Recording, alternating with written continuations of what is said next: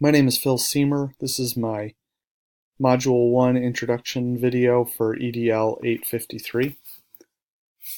I'll start with some information about myself. I have been an English teacher at Chicago Christian High School for 10 years. I've also been the English team leader for several years now, and I mostly teach seniors. I teach an AP class and a college writing class. The school itself has about 350 students, and it's a very diverse student body. We get students from the city itself, but we also get students from rural areas, about up to 45 minutes south of Chicago, and from suburban areas in every direction. We're ethnically diverse and pretty reflective of the percentages throughout the United States. We have a great diversity of denominations at the high school. I believe there are close to 200 different churches represented, and actually that might be system-wide. So for there's two K through 8 campuses. So system-wide, it's 200 churches are represented. Um, there's also socioeconomic diversity with a portion of our student body receiving financial aid.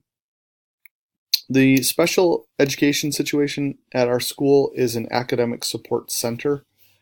We don't have the resources and services that many public schools have because of our school's setup with private tuition. Um, we are in a close network. Our accreditation agency also does have a special education school that is in the same city as our school, which is Palos Heights, Illinois. And there are 3 high schools in the area, and most students who need the increased support more than just academic support in like a guided study hall will attend that school. So it really is a separate school. There's only a loose affiliation, but we are, I believe, accredited through the same um, association. So there are ties, but we are not formally connected.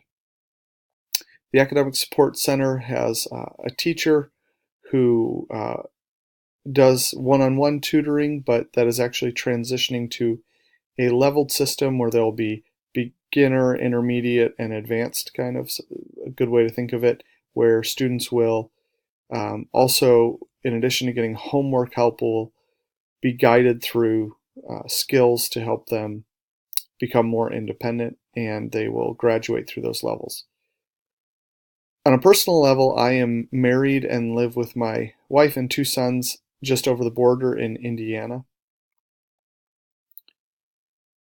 In terms of content-based learning materials and learning strategies, um, at our school we do try to put class notes and instructional videos on our learning management system as much as possible, which I believe benefits all students, but especially those students who may have trouble taking notes, who may have organizational difficulties.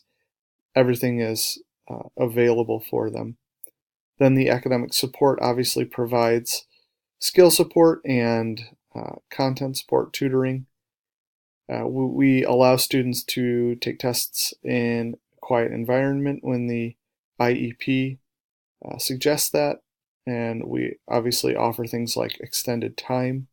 We have had quite a few students who have had specialized needs. So I currently have a student who is legally blind who has a magnifier that he can use. It's an electronic device that he can use to see the board in the front, and also he can turn it down to face his book or his notes. We've offered iPads to students who may have issues with fine motor skills. I've also had a hearing impaired student who had to have a microphone um, used by all teachers. Um, Personally, I think I've possibly had less exposure than other teachers. My main classes are an AP Lit class and a college writing class, and it just often tends to be that students with IEPs do not take those classes. I have had a student in AP Lit, and I have had many students who've gone through the college writing class who did have IEPs. And so I just had to be creative with the academic support teacher to divide tests, should say tests, not text, but tests up into sections and allow students to take them over multiple days. Also provided audiobooks for students who required that or were able to learn better in that manner. So I've done some with this, but like I said before, I think that I have tended to have probably fewer of those students in my classes than other teachers in the school. Currently, I'm working with Trinity Christian College, which is just down the road from us. We actually share some sports facilities with them, and I've been working with an education professor to create a tutoring curriculum where students will learn how to teach reading in the content area, and then they will actually do some tutoring in small groups with our students who have reading deficiencies. So that's one thing that I'm really excited to start.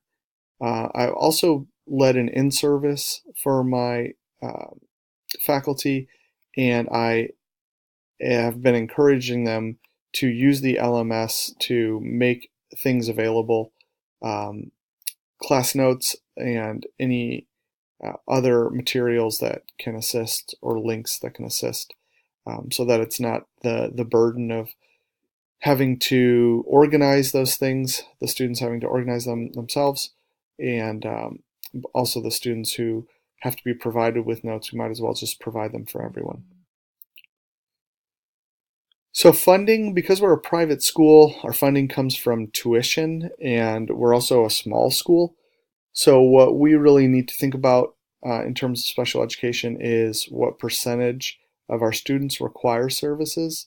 That percentage has gone up, and that what that just means is that our budget has a greater impact because those students tend to need more one-on-one support or more small group support, which would mean more teachers, which would mean more salaries, but they pay the same amount of tuition. So that has been somewhat of a difficulty. We are in kind of a difficult spot because we've been having a somewhat declining enrollment, and we are having an increase in need.